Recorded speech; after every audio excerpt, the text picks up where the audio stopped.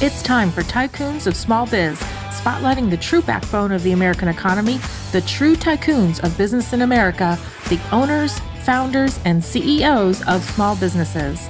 The show's hosts, Austin Peterson and Landon Mance, are registered representatives of Lincoln Financial Advisors Corporation, a broker-dealer member SIPC, and registered investment advisor. The views expressed by your hosts, Austin and Landon, are not necessarily the views of Lincoln Financial Advisors. Let's lean in as Austin and Landon connect with this week's Tycoons. Good afternoon, Tycoons, and welcome to today's episode of Tycoons of Small Biz. I am co-host number one this week. Landon was co-host number one last week, so I will take number one this week. Landon Mance, of course, is here from Las Vegas, and we are excited to have Vicki Mayo in studio with us today, or on the show with us today. Vicki is CEO and co-founder of the Touchpoint Solution and so much more. So she will hopefully talk to us a little bit about those things as well. But Vicki, thanks for being here. We appreciate you coming in and being on the show. Thanks so much, Austin and Landon. Thanks for having me. Yeah, we're excited to hear your story. We've talked a little bit before coming on air here about your story and what it is that you're trying to get out there. But before we jump into that, we do want to start with your personal story, if you're okay with that, whether it's, your journey to get to where you are today. Tell us about your family. Tell us about your upbringing, any of that kind of stuff that you'd like to share with the audience. We always like to start with the personal side, if that's all right. Yeah, absolutely. Well, my story is probably the first time you're ever going to hear a story like this. Let me tease you with that. I've always had a penchant for entrepreneurship. I started off being an entrepreneur, and we talked about it pre-show a little bit. I'm a daughter of immigrants. I'm first generation, and definitely had that entrepreneurship blood, put into me at a young age. So I started my first company when I was 14. And it was actually the forerunner to what Expedia does, which is a one-stop shop for booking everything. So I would put ads in the classifieds, and I'm dating myself. This is like late 90s, saying, call me and I will book your entire vacation experience from beginning to end. And after school, I was in middle school or early high school, I would call people back and, book their vacation for them.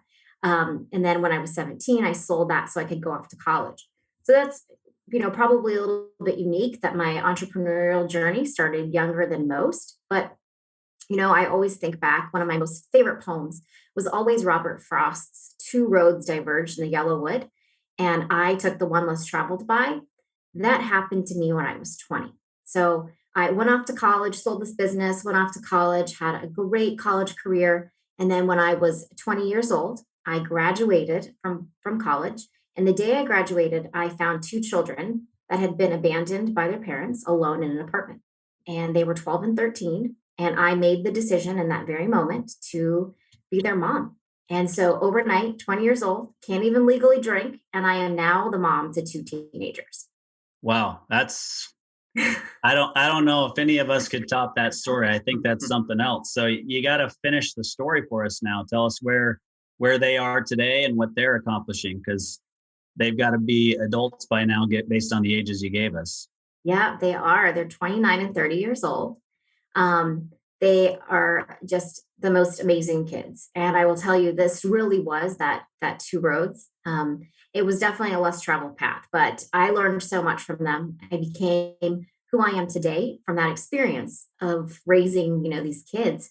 But they're amazing. So my oldest is 30 now. He's actually working in one of our companies as a senior operations manager. He's worked his way up, and he had that entrepreneurial bug as well. So when he was 20, he bought his first home. He actually made his own daycare center with a really different business model, and then ended up selling that a few years later, and then tried a couple different things, and then decided he wanted to come back and learn, one of the businesses that we had. So that's great. And my 29-year-old graduated from ASU, full ride scholarship, just amazing in IT work, and now pursues a career in IT. So great boys. Yeah, that is very impressive. And I take my hat off to you for doing that. We try to do what we can to serve underserved communities whenever we get a chance, but I think what you did is above and beyond, and I applaud you for that. That's so it actually reminds me of something that I listened to this morning when I was on my run. I was listening to Simon Sinek's Start With Why Mhm. on Audible this morning, right? While I was running. And one of the points that he made was there's a difference between achievements and success, right?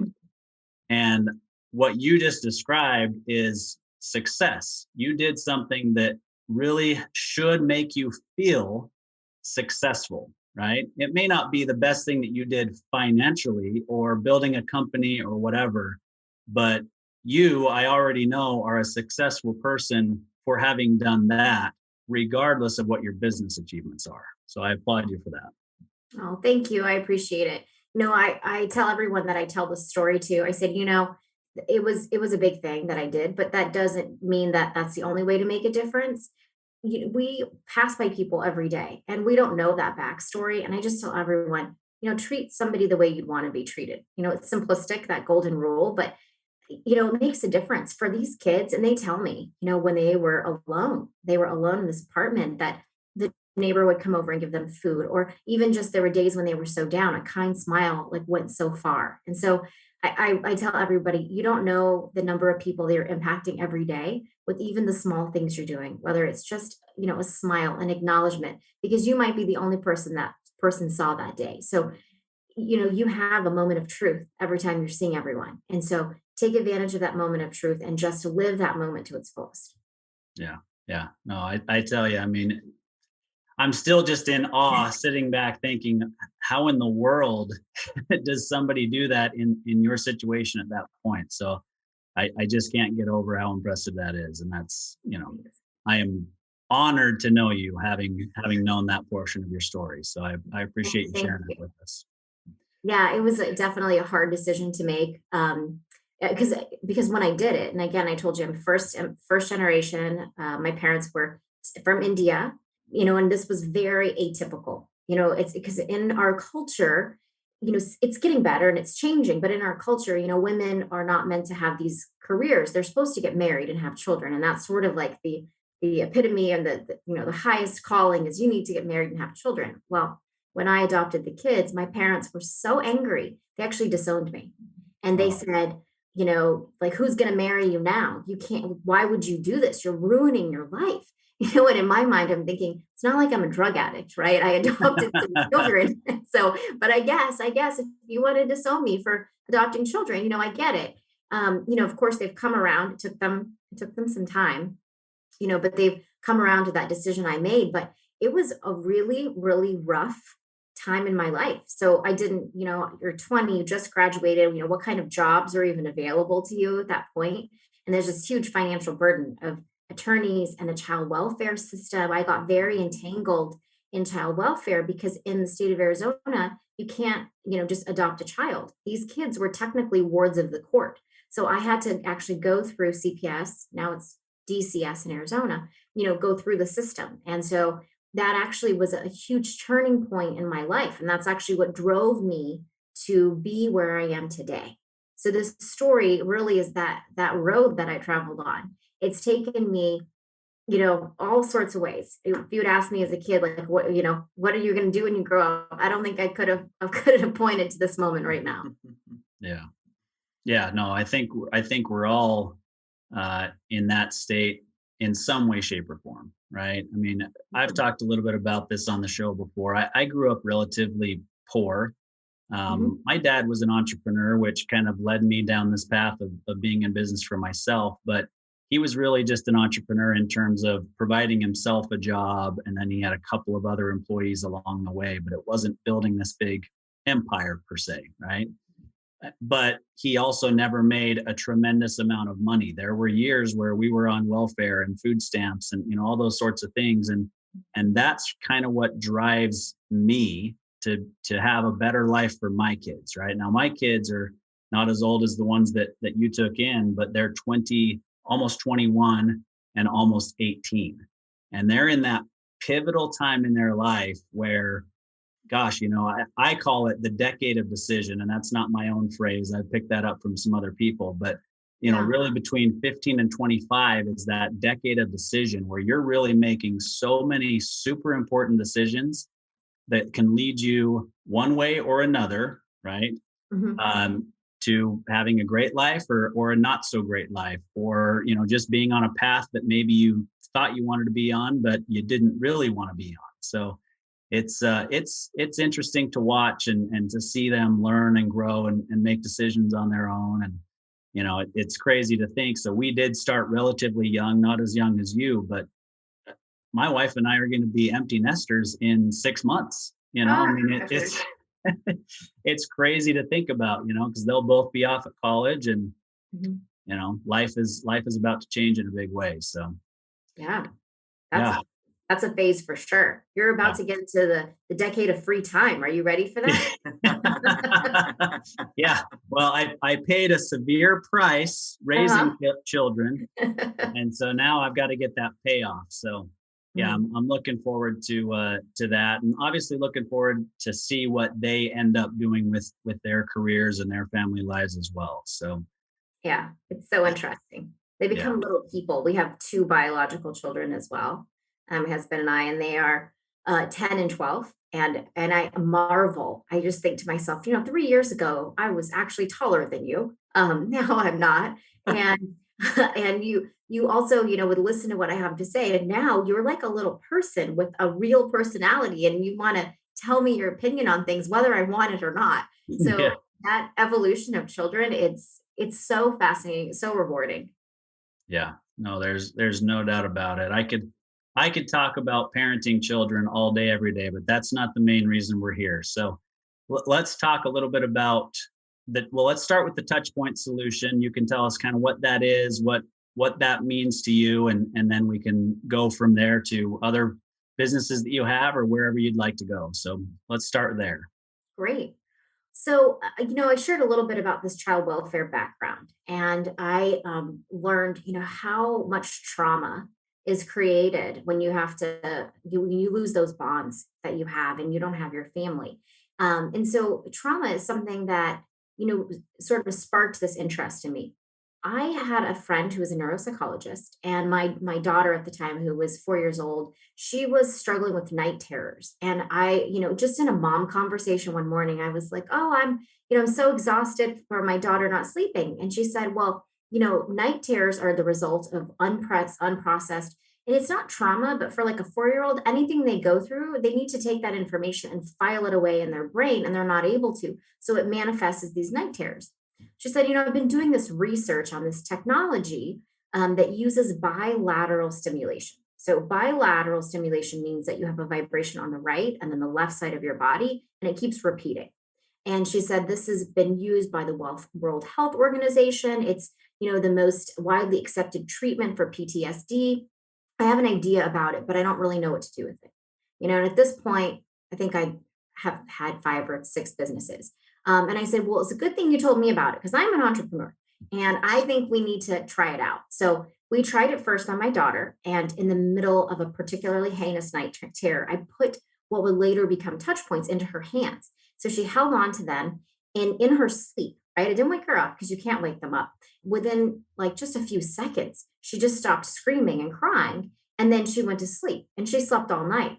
And when she woke up the next morning, she was so happy. And so I, dropped her off to school, and I called my friend and I go, oh my God, what is that thing? And what are we going to do about it? And she's like, well, I don't know. I'm a scientist. And I said, well, I'm an entrepreneur. So let's make this a reality. And in my mind, I was thinking, the number of children that have such severe trauma from getting pulled away from their parents, or, domestic violence, and then the children get removed. And I said, if we could just put touch points in the hands of not just the children that are suffering this trauma, but the parents, because the parents are having trauma and it's manifesting itself generation over generation. Like, how do we break the cycle? And it doesn't even have to be that widespread trauma. Going and talking to your boss when you're scared of talking to your boss, or doing a public speaking, any of these, typical things we do in a day, they create a little bit of trauma. And if we don't treat it, it creates stress turns into anxiety starts wreaking havoc on our body. Before you know it, you can't sleep at night. And if you go backwards and look at the root cause of all of it, it's like, how do we treat this stress? It's been about a year in development, built an app, built a hardware device, and then we launched on the market in December of 2016 with this product called Touch Points, made by the Touch Point Solution. And it has been just a whirlwind ever since. They were rated best health and wellness technology by Forbes and Digital Trends. We were shortlisted as Time's best invention of the year. We've won like 40 or 50 different accolades in the last year alone. So it's been really exciting, but it's definitely it's a baby company. It started just 4 or 5 years ago. Well, it sounds like you've been on a great roller coaster ride thus far. And, as you describe these different things, and well, it's a good thing you connected with me because I'm an entrepreneur. You start to see a little bit of your personality.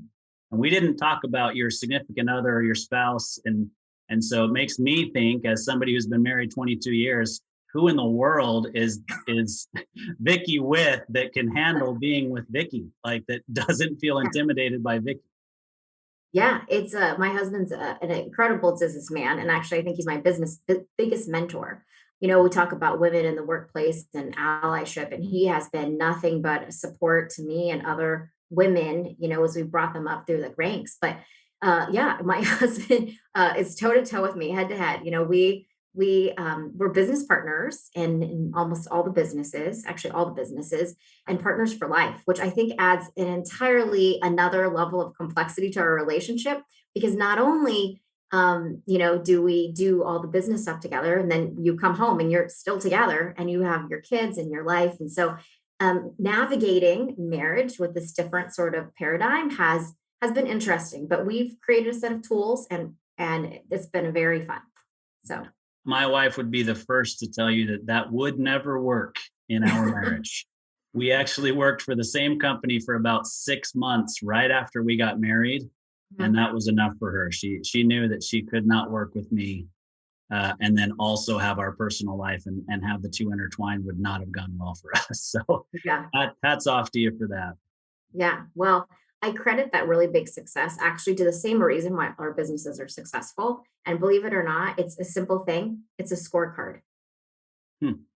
So if you think about it, you ask your employees to perform and you say, okay, I need you to do X number of widgets a day or make X number of phone calls or process so many applications, whatever it is, sell so much stuff, that there's a metric associated with that. And if you're not, we believe in metric driven organizations. So as we're building our companies, we ask every employee, what does success look like? What are the metrics we need to measure? Because you can't manage what you're not measuring. And there's a way to quantify everything, believe me. So we create these scorecards for all of our employees. And I think it's like 9 years ago. So we've been married 14 years. So about 9 years ago, we looked at each other and we said, well, if we have a scorecard for everybody at work, why don't we have a scorecard for each other, for personal goals, for our children, for our marriage? And so we have scorecards for each other. And we and they're stoplighted, red, yellow, green, metrics on it. And it's things like, how much time do you spend with the kids? How many home cooked meals did we do this week? How many times did you do the dishes, right? Everything that's important to us, we put on a scorecard so that you can manage it. And then there's no surprises. And, during our we have one date night to review the scorecard. And during that date night, it's really a good venue. So having these conversations with your significant other or at work, even with your business partner, it gets, no one likes conflict, right? I mean, Landon, Austin, you guys don't like conflict, right? It's never fun. No. So if you come to the conversation with, a scorecard and you're like, hey, dude, you were supposed to sell X dollars, but you're red in your metric, suddenly the conflict is gone because it's on paper. Mm-hmm. And so even in your marriage, if there's these uncomfortable conversations, bring it up, put it in your scorecard, and it's a venue to talk about something that otherwise may have been contentious. Yeah, well, that's some food for thought for me. I'm not sure about even how she would respond to bringing up the scorecard, to be honest with you. What do you think, Landon? How would Tia respond to you bringing a scorecard home? Yeah, I'm not sure. I've got mixed thoughts and feelings about that, but I would be very curious, Vicky, to see what the personal scorecard looks like and what all you guys have on it. Just because I'm so curious. But I wanted to ask you just something before we moved on from this.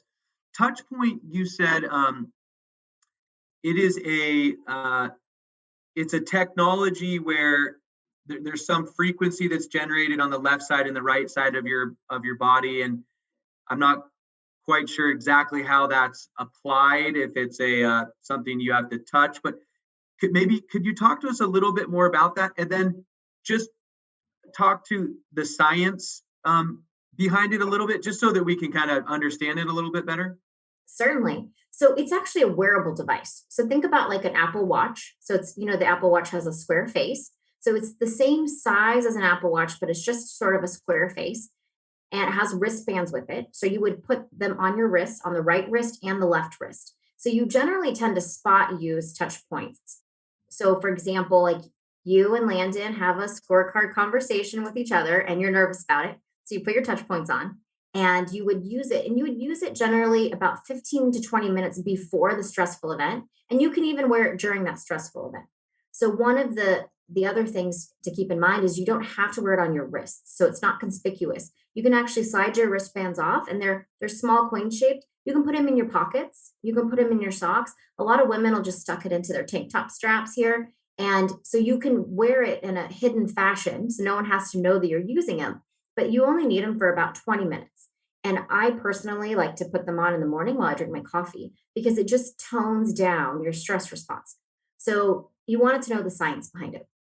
Okay, so right now, Landon and Austin, both of you and anybody that's listening, just close your eyes, and don't close your eyes if you're driving, but close your eyes and just think of a stressful event, right? You don't have to tell me what it is. Just think about it and really remember that stressful event. And now I want you to notice your body. Where do you feel that tension in your body? So Austin, where do you feel it? It's always my neck and shoulders. Mm-hmm. Landon, what about you? Neck and shoulders, but also my hands. Yeah, right. Mm-hmm. So everybody, when I tell them and I bring up this awareness, okay, whenever you feel stress, your body reacts and gives you a sensation of pain. And the reason this happens is because we're all wired with this fight or flight response. So it was millions of years ago when we were running from saber-toothed tigers. This fight or flight response is what would save our lives, actually. Now, you fast forward millions of years, what has happened over time is that the fight or flight is actually it's in the lower part of your brain. I call it your lower brain. And over time, and it's truly like the lowest part of your brain in the back of your head. Over time, the front of your brain, your prefrontal cortex, those have all developed, and they're much more sophisticated parts of the brain. Because this part of your brain started so many millions of years ago, it always kicks in first. So during the day, your fight or flight mechanism kicks on 200-300 times a day when it doesn't need to. It actually is the first thing to come on when we're like, hey, the show's about to start. Your fight or flight will kick on actually for like maybe 4 or 5 seconds, and then it'll turn off. But this ongoing repetitive fight or flight is actually deteriorating your body. So it's creating, if you're able to turn it off quickly enough, it actually will create stress. So it creates the physical sensations. It releases chemicals, which are not healthy for your body. And it makes you overreact to everything happening. So if your fight or flight kicked off and then you needed to have a conversation with somebody, more than likely you're going to snap at that person because you're reacting out of this sense of fear.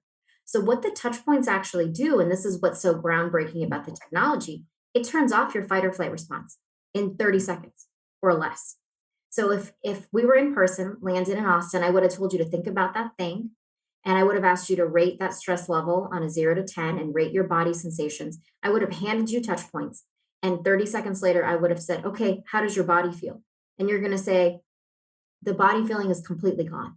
And then I would say, okay, well, I want you to think about that stressful thing. And you're going to think about it. And if it was an 8, it's going to be like a 3 now. And it's because by turning off the fight or flight, we're taking away that emotional association. The fear factor is gone. So now you can be very logical and rational about these things. And you can say, well, now it makes sense. Yes, I had a traumatic car accident 5 years ago, but I haven't had one since. I'm probably not going to get in a car accident when I get in the car right now, right? So that's how that technology works. What we're doing is just turning off the fight or flight. All right, so I've got a follow-up question, and it's specific and personal to me. I mentioned this just before we went on air. My daughter has always had some anxiety and some, she has a difficult time dealing with stress and always has throughout her whole life. COVID has made that worse. And we've all read all kinds of stuff about that and not being in school and all these kinds of things that have kind of led to her having greater anxiety and stress in her life today. Plus, she's going off to college, out of state, living on her own for the first time. She's got a job for the first time. She's got, all these responsibilities that are compounding on top of her normal inability to deal with stress and anxiety the way that the majority of the population is able to do so, right? I think everybody deals with stress and anxiety, but some are able to cope with it better than others, right? Yes. And so I've watched over the last year this become just almost debilitating for my 17-year-old daughter. So if she's dealing with that, and I'm sure there are people listening right now, your customers, our clients, families, whatever, that I'm not the only one who has somebody close to me dealing with this. So in her situation at this, and one other thing to mention is she's also had 4 concussions in the last year from being on the from being on the high school dive team, right? Like swim and dive. Yeah. And so that, I guess, is, compounded it even more. And so now she's dealing with insomnia and all these kinds of things. And so given that background, before a stressful situation, I get that, use it for 15, 20 minutes. But if she's having trouble sleeping, is this something that you would wear all night? Is it something that you would wear 20 minutes, 30 minutes before going to bed, and then that relaxes you enough? How would you use your device in that situation? Yeah, great questions. Well, I am so sorry for your daughter. That concussions are tough, and that's a tough run. But unfortunately, what you're sharing is not that abnormal. I mean, because of COVID, this has been so exacerbated. So, so for your daughter and for anyone that's listening that has this, we would suggest like a little bit more of a heavy regimen initially. So I would tell her when she wakes up in the morning, where she's a coffee drinker or meditates or whatever she does in the morning, or even getting dressed and doing your makeup. Put those touch points on. Just tuck them in your tank top straps. Put them on, wear them for 20 or 30 minutes. You can't overuse touch points. At some point, you'll feel like I don't need them, like take them off. And everyone hits that point. But for some people, they might hit that point for 45 minutes or even 4 hours. So I have her put them on in the morning because what it'll do is it'll allow her to start her day in a more calm, relaxed fashion, which will then help it to move along through the day smoother. So anytime she feels stressed out, right? Let's say she just went into the grocery store and came out, but all those people overwhelmed her, put your touch points on. But at night, when the insomnia starts, right? If she normally goes to bed, let's say 10 p.m., we actually have something called touch points for sleep. So the main difference is it has a timer in it and the other version does not. So you would put the touch points for sleep on at 9:30. I do it 30 minutes before she goes to bed, and they have a zippered sweatband. So you take the devices off, drop them in the zippered sweatband, and placement is also a big thing. So with sleep, you want to place them. A lot of people put it on their forearms, pull the sweatbands up. Sometimes people like to put them on their ankles. So it's probably going to be a couple of days of testing, but put them on, and within 30 minutes, she'll actually be asleep. And then the touch points will turn off in 30 minutes. She might wake up in the middle of the night again. And if she does, her touch points will be on her, turn them back on and do another 30-minute segment. And actually everyone says, is there a side effect of touch points? And I said, yes, it'll actually break the insomnia or break the stress. So my husband, he travels a lot. And before COVID, he was traveling all the time, and he'd go to different time zones and have a terrible time sleeping. And his time zones were so out of whack from traveling, he literally wouldn't sleep. So he started using touch points, and he would use them every single day for about 60 days. And then there was a trip where he forgot them, but he was like, he actually didn't even need them. And then after that, he weaned himself off. So he only every once in a while spot uses them for sleep now. Because of using the touch points in a consistent manner for 2 months, he actually completely desensitized himself from this insomnia, and he's able to sleep again. But it requires, repetitive use for some time. And usually 21 days is what you need to break a habit. And then it's really solidified within 40. So. Well, is it something you want to share pricing on the show, or would you rather lead them to the website? How would you like to address that portion? Absolutely. Well, please check it out. So you can go to ilovetouchpoint.com or Google the Touchpoint solution. And it's actually, we tried to make it as affordable as possible. It's $180, and that includes damage insurance in case you drop one and roll your car over it or get them wet, anything like that. So we want to make sure that you have access to that technology. And if you sign up on our website for our email newsletter, I believe there's a 10% off coupon to take 10% off. So it's there. And Landon, you'd asked about that personal scorecard. If you go to our website and click on blog, we actually have blog articles where we've shared the personal scorecard and the entire template and format of that methodology. Okay, awesome. Very Well, cool. that is a perfect segue into my my next question that I have for you. I will mention, Vicky, I think if Austin and I would have known 1/10 of all of this about you, I think we would have scheduled you for about 3 or 4 different interviews over the course of the next year. So just a lot of really great conversation so far, and so we're just really thankful and grateful to have you on, and we will definitely be having you back. But I want to circle back to something that you mentioned earlier, which was the scorecard use in your businesses. Yep. Now, Austin and I, we are focused exclusively on working with new business owners when it comes to our new relationships. And I think Austin and I would agree that for somebody that owns 3 or 4 or 5 or however many businesses that you have, there is not enough hours in the day for you to be working full time in all of those businesses. And Austin and I use the term a lot that I borrowed from a guy named Josh Patrick. He talks about operational irrelevance and how important that is in your business, especially when it comes to succession and exit planning, because it just drives the value of your business substantially. Mm-hmm. So my question for you is, I believe that you use, for lack of a better term, a program or a process or whatever you want to call it, called Six Sigma.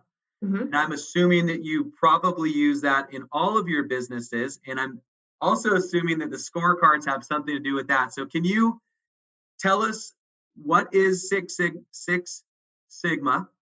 How do you incorporate it into your business? And is the scorecard part of that process? Yes. So Six Sigma is actually a traditional term that came from the manufacturing industry. When you think about factories, right, and making cars, which are widgets. So it's like, how can I make a car which has 10,000 pieces and make it as fast as possible with the least amount of errors? So Six Sigma is really trying to get to statistically almost virtually 0 errors. And this is what made Toyota so famous, and most of the car companies and manufacturing lines have adopted Six Sigma. There's a softer side to that concept. So the concept is, how do I do something with no errors? And that could be, identified in all the not just manufacturing. So for example, you have a customer service company. How do I ensure that a customer buys my product, gets it delivered, gets the customer service they need with no errors? So it's the same sort of flow. And so the softer side is called lean, and sometimes people refer to it as Lean Six Sigma. And so I'm a huge believer. It makes me so happy whenever I get to talk about like being efficient, because I really think that this is what makes or breaks leaders, is how are you able to scale and how can you be efficient?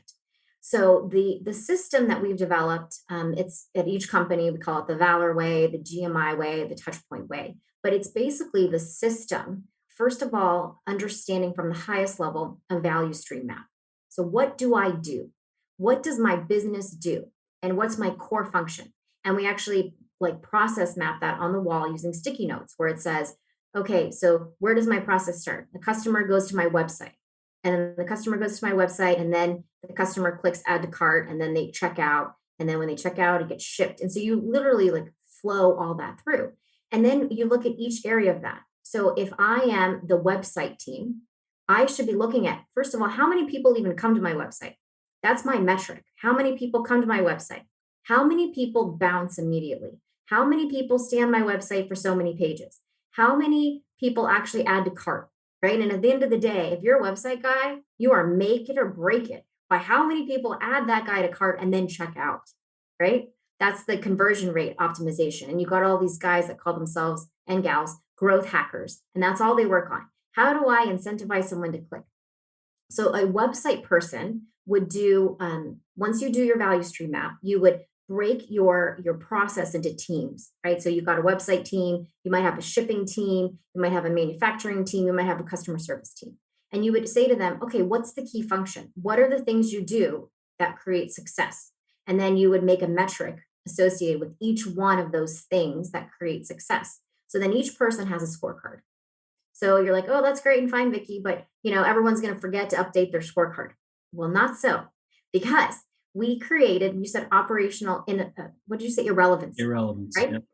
This organization should run whether or not I'm there or not. It should run like clockwork. So how do we do that? We create an operating rhythm using a system of tiered huddle communication. So let's pretend like we have 10 employees in that website team, and there's one manager and like 9 people reporting. That manager of the website team every day needs to have a daily huddle where they meet with their team and they ask 2 things. One is, like, what is red on your scorecard? So your scorecard should be red, yellow, or green. What's red on your scorecard? What are you going to do about it? And the second question is, what are the roadblocks? Why can't you do your job today? And then the manager's job then is to take that information from his team, and he should have a meeting in the morning, let's say 8 a.m. At 9 a.m., every head of every 10 teams you have gets together in a tiered huddle. And then that manager says, hey, my website guy, the cloud's down and he can't do his job. And I tried, I can't fix it. I'm up leveling this. So information should flow up. And what you're up leveling is all of your roadblocks. And you should solve them at your level. And if you can't, level it up. And it keeps leveling up until it gets to the highest level of the organization. Now, conversely, information should flow down. And usually there's not a problem with flow downs. People love to do staff meetings and tell everybody all sorts of nonsensical stuff. But in this huddle structure, we say that information should mostly flow up because that's where the work happens. So it's this entire system that allows me to not have to be in the day-to-day of work. I can step out and the business will continue running because everyone's doing their huddles every day. There's a weekly cadence, there's a monthly cadence, there's a quarterly cadence, and an annual cadence. And so the operating rhythm combined with the structures of scorecards allows a business to do nothing but excel. Because if you're working on what's causing the reds, but if you're doing countermeasures to fix a metric that's in the red, your business has no option but to get better. So, and if it doesn't, then you probably are measuring the wrong thing. That's the only reason why your business won't get better. Sorry, Austin. Let me just ask a quick follow-up and then you can jump in. Because I know I'm thinking this, and I know that some of our listeners and clients are going to be thinking this as well. So I do believe, Vicky, that what you just described, every business owner understands the importance and has a desire to do what you just described.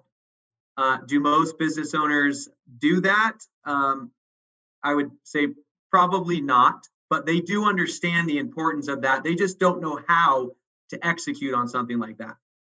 So my question is, did you learn how to do this through the adoption of Six Sigma, or is this just something that you've pulled out of your head and been able to capture, and formalize it through this process? Because I would imagine some people are thinking, yeah, that sounds great, but I don't have different heads of divisions and stuff like that. So what do you say to the smaller businesses that maybe only have 5 or 10 or 20 employees that don't really have a sophisticated management team? How do they start doing something like this?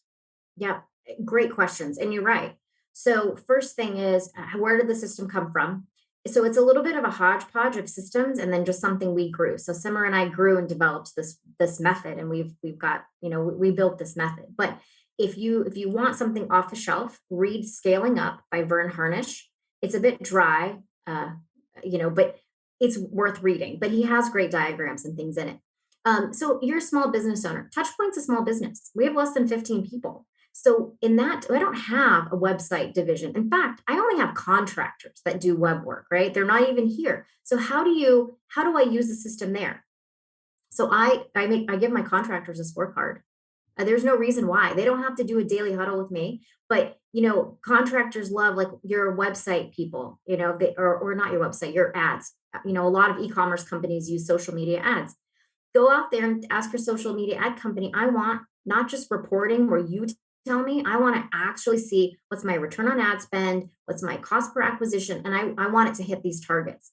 And I'm going to fire you in 3 months if you don't hit these targets, because you and I are going to agree on them now. And if you don't go do a good job, I have the right to fire you. And you need to set that expectation out when you're using contractors. And small businesses, you guys out there, I know that's how we get it done, because we can't afford to have somebody full time. So you have the right, though.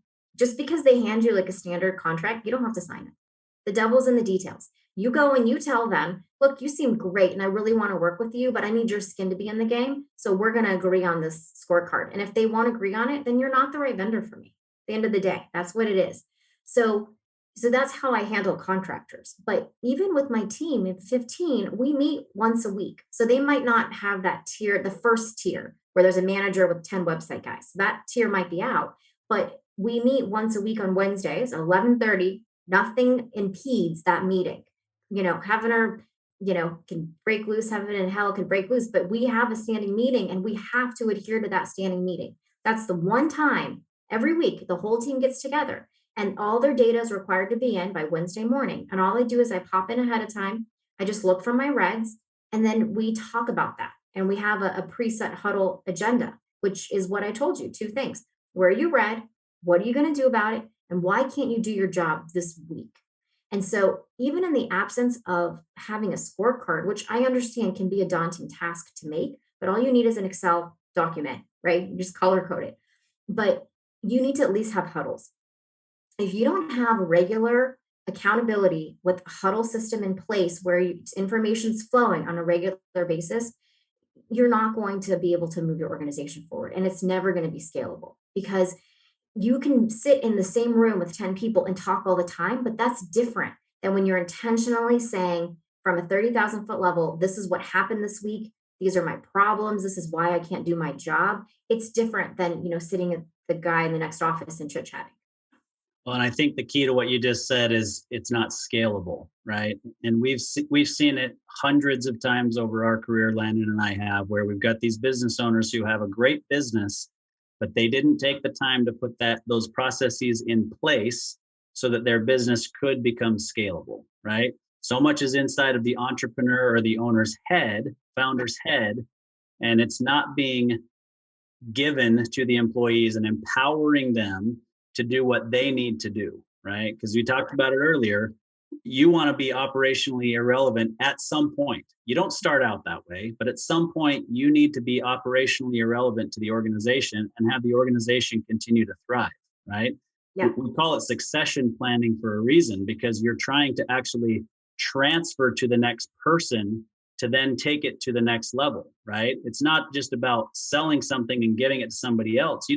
You built this entire business with your blood, sweat, and tears. You want the next person who's buying it from you, or even just taking it over from you and running it as the CEO, and you're still the founder and major shareholder or whatever.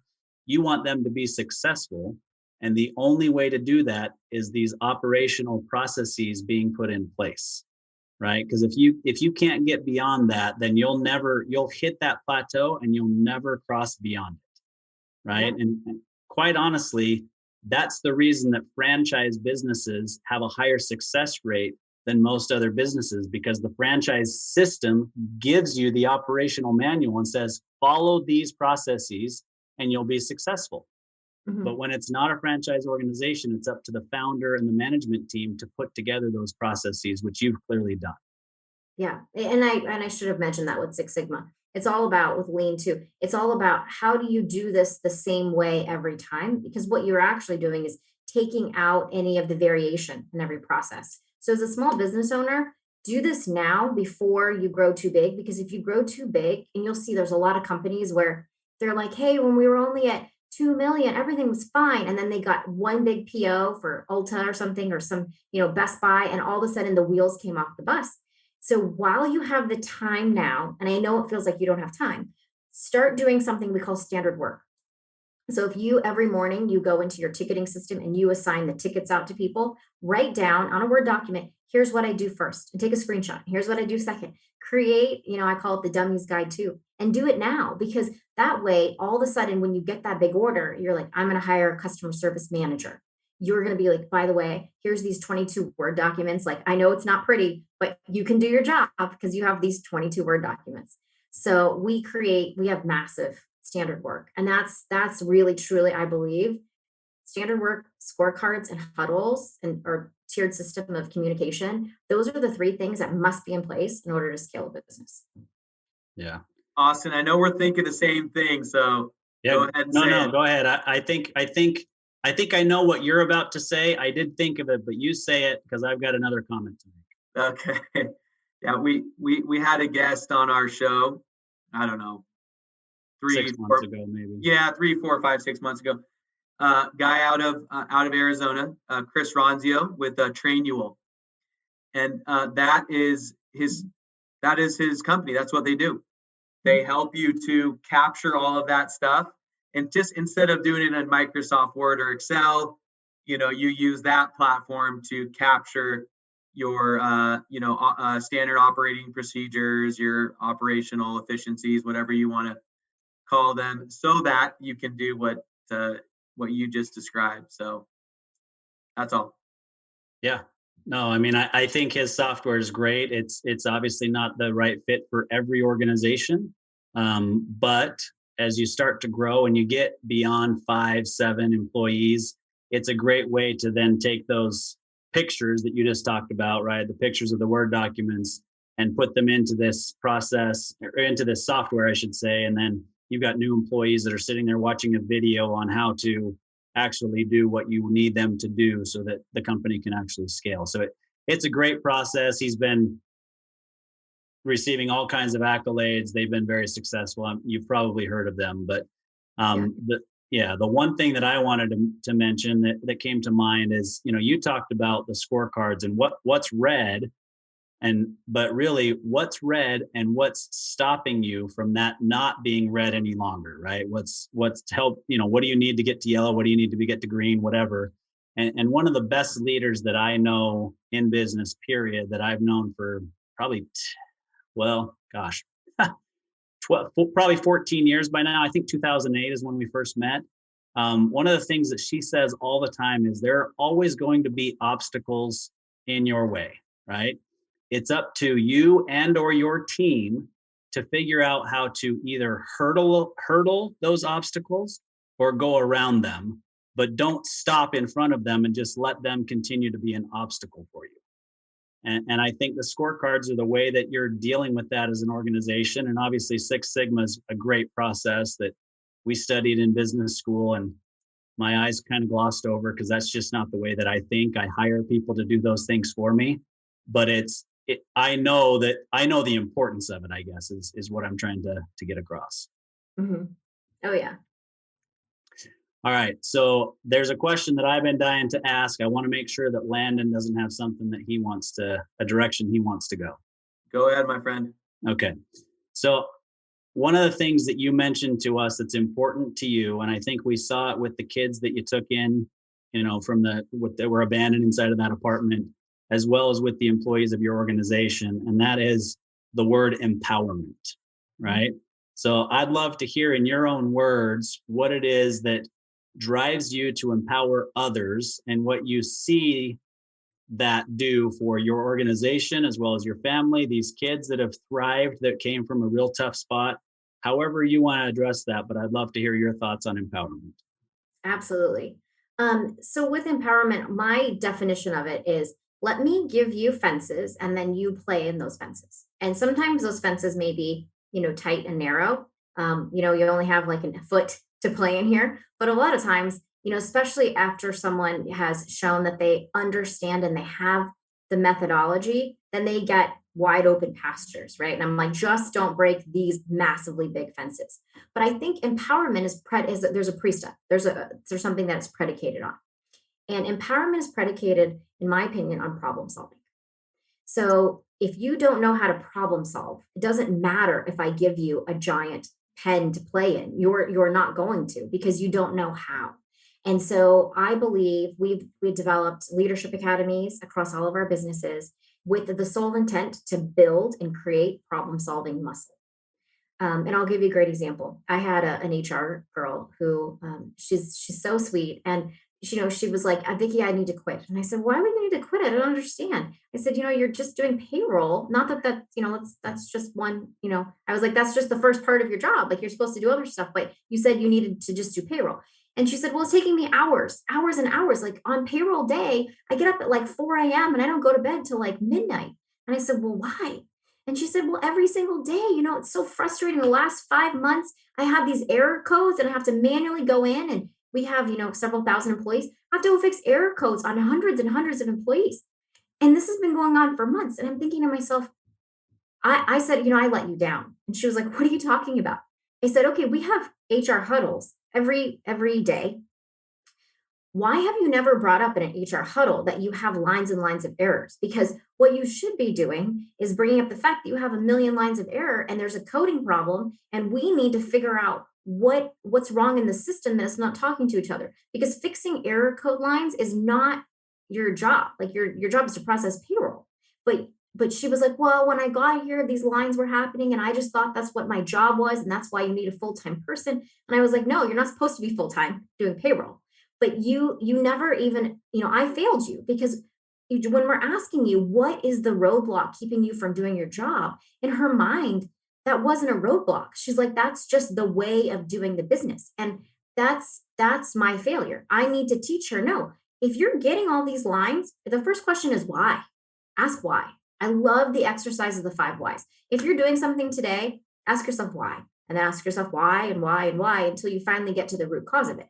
So she should have said, payroll's taking me 14 hours. And I'm asking her, well, why?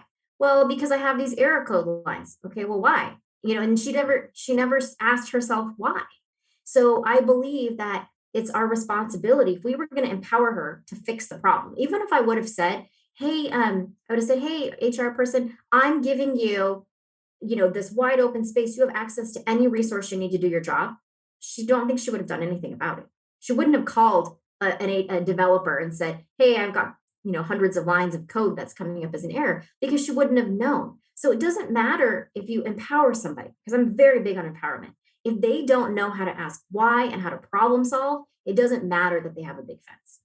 I've never heard it put quite that way, but I agree with you 100%. I mean, honestly, as sad as it sounds, the first thing that I think of in the way that you describe that is my dog, right? I have a golden doodle, right? And there are certain things that he has to learn how to do, but he does it starting in a kennel, right? You learn how to be house trained and all that kind of stuff in the kennel, and then it slowly gets bigger and bigger and bigger.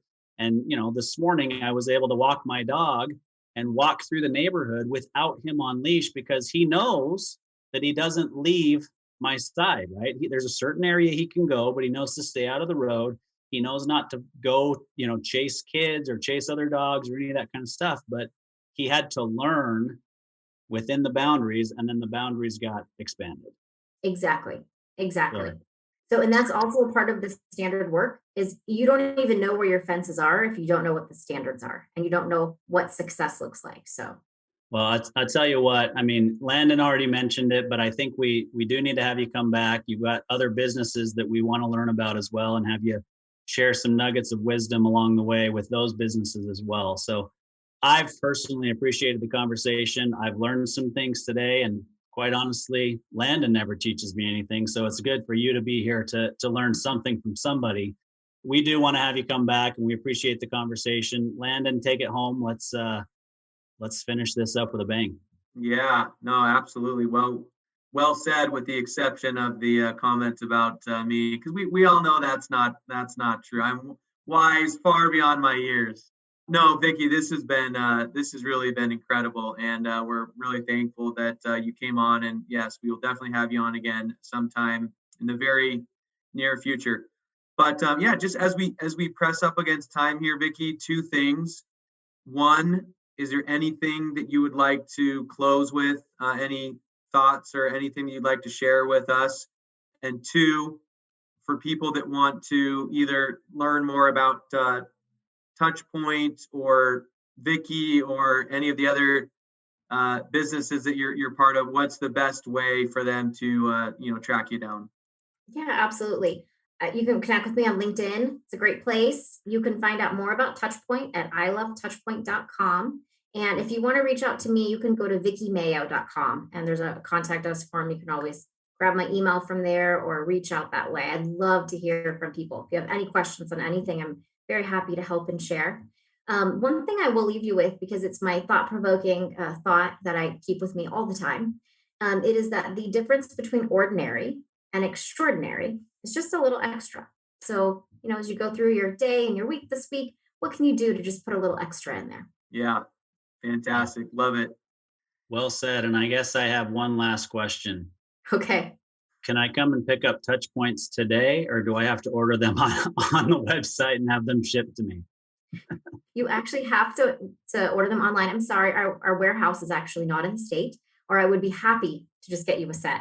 But I'm really excited to hear about your daughter and usage. And included with every purchase is consultations from our team. So after you get them, please book your consultation appointment, and they'll actually walk you through the best protocol specifically for her.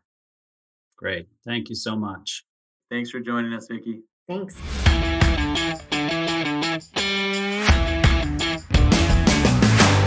You've been listening to Tycoons of Small Biz, proudly hosted by Austin Peterson and Landon Mance. Austin and Landon are comprehensive financial planning professionals specializing in financial, estate, and succession planning for small business owners. Austin and Landon have offices in Scottsdale, Arizona, and Las Vegas, Nevada, and represent clients in 14 states throughout the country. Join Austin, Landon, and the featured tycoons live every Tuesday at 1 p.m. right here on Business RadioX and your favorite